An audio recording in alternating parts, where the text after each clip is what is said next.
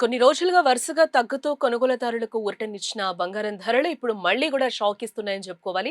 4 రోజుల పాటు భారీగా పడిపోయిన గోల్డ్ రేట్స్ ఈ రోజు ఒక్కసారిగా కూడా యూటర్న్ తీసుకున్నట్లుగా కూడా మనకు తెలుస్తుంది. ఒక్క రోజే ₹1000కు పైగా పెరగడంతో బంగారం కొనాలని ఎదురు చూస్తున్న వారిలో మళ్ళీ ఆ ఆందోళన మొదలైనట్లుగా కనిపిస్తోందని చెప్పుకోవచ్చు.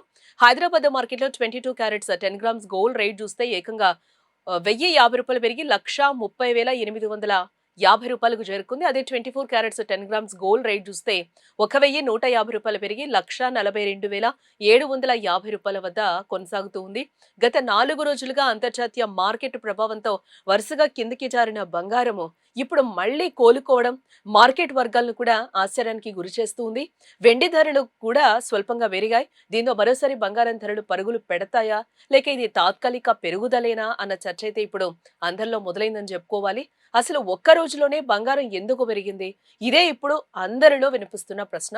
మార్కెట్ నిపుణులు చెప్తున్న దాని ప్రకారం మనం చూస్తే గత కొన్ని రోజులుగా బంగారం భారీగా పడిపోవడంతో పెట్టుబడిదారులు మళ్లీ కొనుగోళ్లపై ఆసక్తి చూపించడం, అంతర్జాతీయ మార్కెట్లలో స్వల్ప రికవరీ కనిపించడం, అలాగే డాలర్ కదలికల్లో మార్పులు రావటం వల్లే ఈ పెరుగుదల నమోదైందని చెప్తూ ఉన్నారు.